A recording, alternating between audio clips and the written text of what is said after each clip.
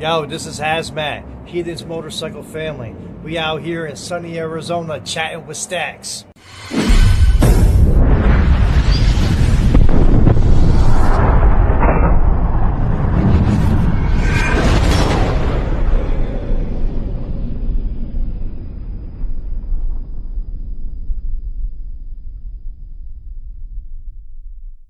Welcome to this episode of Chatting with Staxx. I'm your host, Bill Staxx, and today I got Hazmat. And right back at them.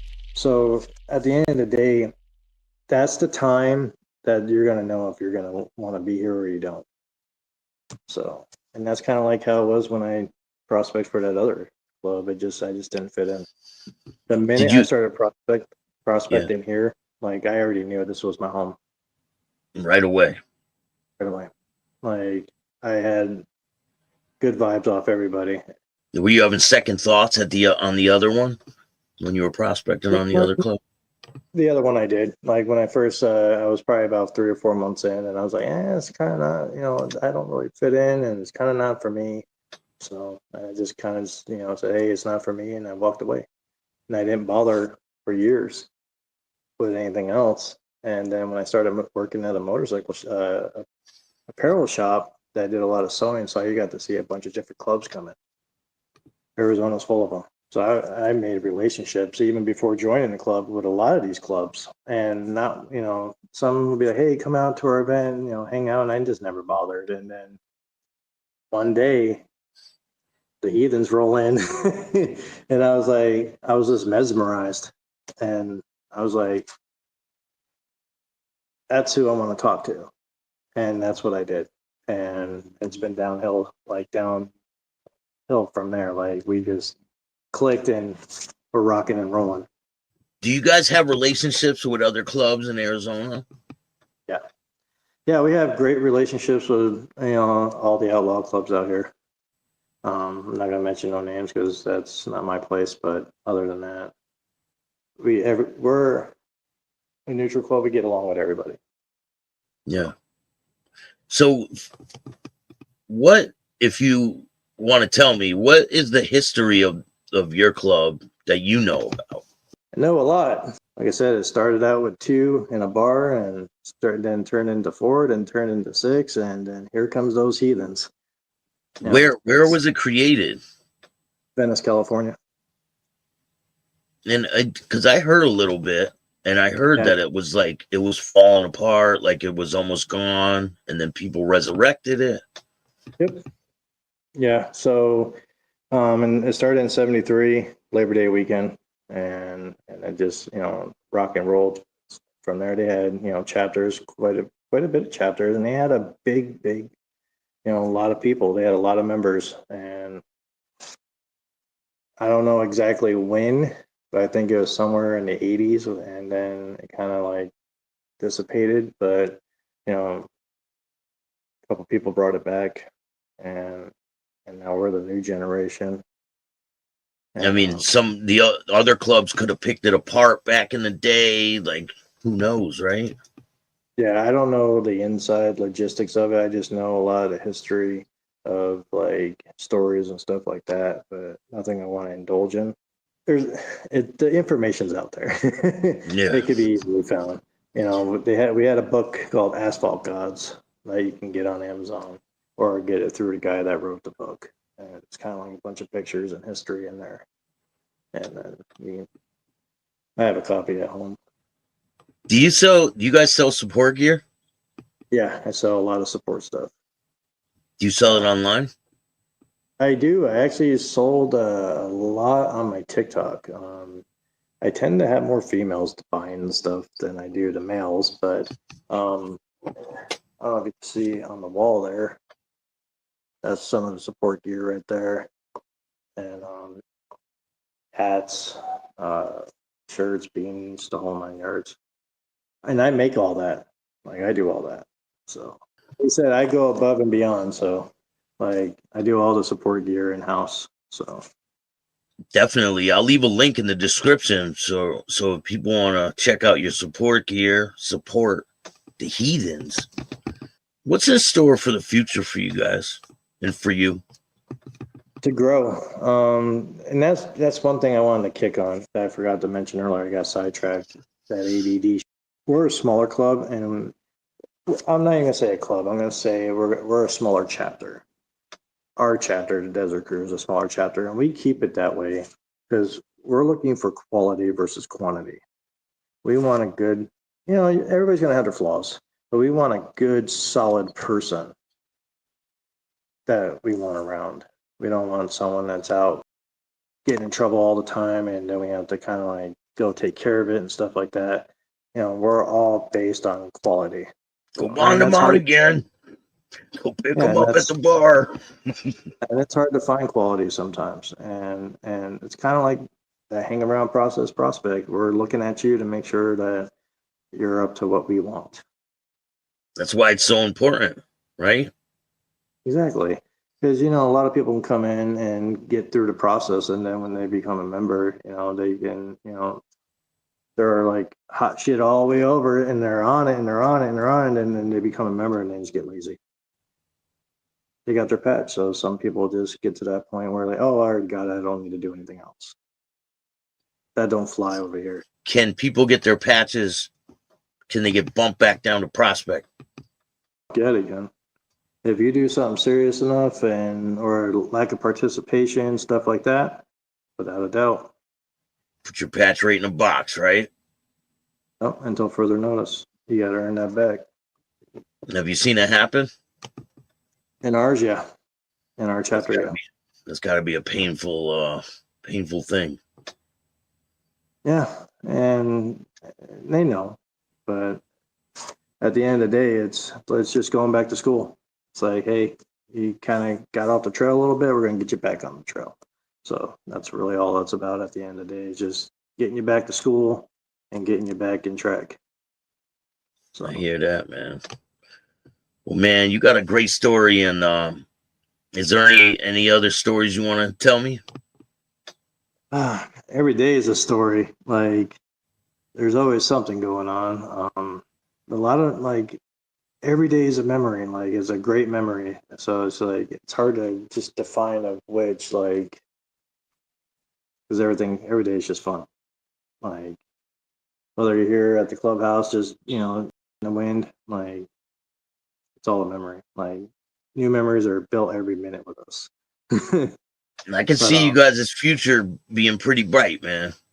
Yeah, and I hope it is. Like I said, like I'm a lifer. I want to be a lifer. Like I don't ever plan on turning my patch in ever. So like the only way that's gonna happen, like for some odd reason it got ripped off me in an accident or something. Is the only way that patch is coming off my vest. One and done. So I'm gonna be buried. So. Like Coyote, they were about to cut his vest off, right? His cut. And he's like, no! Slap the scissors out of the guy's hand. Yeah, and me and that dude go way back. And, when I joined and then he's like, oh, I was thinking about it. I was like, come on in, man. Like, once he understood of what everything was, we're all like this, man. At the end of the day, we got the brotherhood bond that most people try to find. Do you think a lot of people maybe get a misconception on what you guys are about when they first meet you guys? Oh, for sure. I'm sure a lot of people will be like, like I said, I didn't notice it at first when I started. And then after that, I was just like, all right. And they told me, what it was about and stuff like that. I look at it as a big fuck you to society. Now, fuck 'em. There's a lot of reasons what I can do. But I just look at it as like the general public that comes to our clubhouse and stuff, they don't notice it right away. And then, we got our flags and stuff like that. And then they ask questions, they don't judge right off the bat. They're like, oh, okay. And, we have military people that come in. And then that's kind of the kicker one. Because we do have military in the club, and some of the military come in and they're like, but once they know, all right, let's go have a beer. It's all fun and games after that. Do you guys have a rule about tattoos? Yeah. You have to be in the club a certain amount of time to get. Yeah. So 1 year and then you can get something small, and then after 5 years, you can get a full piece on your back. I'm waiting for that 5 year mark. You gonna get the back piece? I already got a tattoo artist that's ready to rock and roll when it's time. Yeah, let me know, man. Send me a picture when you get it done. That's gonna be a long process, that's for sure. Yeah, definitely. Yeah, like I look at it this way. I'm the 1% that 99. I don't conform to what 99% of society wants me to be, and that's how I look at it. I don't care what society is doing. I'm not going to fall into their norm or what they want to see anyone fall into. That's not my thing. Is there any chance that your club will become a 1% club? At one point, hopefully in the future, maybe, but as of now, it's no good. 99% no. Back in the day, it was, and the patch still are, but we just don't rock a diamond. The 99, no good or no given. Yeah. And I kind of like that because, it's kind of like the opposite. So it kind of suits because I'm definitely no good. A lot of people say that being a 1%er is in your heart and it's about a way of life and all this stuff. Yeah, like, it's hard to, I live, breathe, and bleed, for this. And some people may not understand it. My family life, like, I have kids and they're all about it. My oldest wants to start riding and get involved with the Heathens, and my ass is all like, "No, finish school, go do something. I don't want you on a motorcycle." But I'm not going to tell him what he can and can't do. If he wants to get down and get a motorcycle and hang around, he's more than welcome to. Just got to be cautious. Dangerous out there, man. Yeah, he's a lot like me. Like, he's don't give a shit kind of kid. So, but follow right in your footsteps. yeah, and I would like him to like have a good career and do good in life. Like, I didn't mess up too bad in life. I could have made better choices, but I'm happy. I'm happy where I'm at. My bills are paid. I got a roof over my head. I got some food in the fridge whenever the groceries come down, but I'm surviving. You got good people around you. What more can you have, right? I have no problem going hungry, like, as long as I'm having fun. This is great, man. I appreciate you taking the time. You're welcome back here anytime. We'll do a live show with everyone together. Take some questions from the audience, Yeah, well, like I said, we have a few chapters. We're international. Like, we have a chapter in Australia. Oh, you guys do? There's a chapter in Australia? Sir, California, Wyoming. Got some nomads in Missouri and Kansas. So it's pretty dope. At the end of the day, this is what we do, and I'm glad I just had the opportunity and got a hold of you.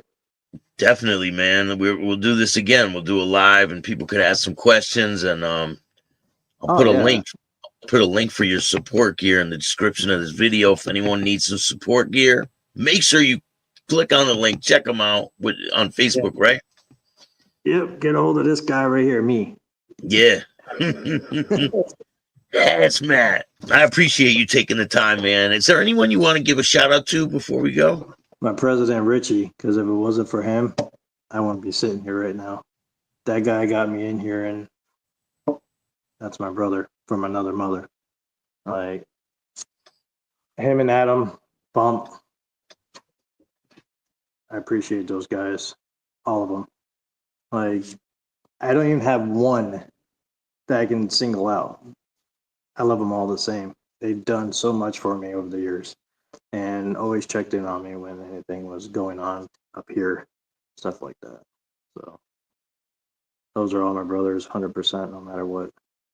And I would do whatever it takes to,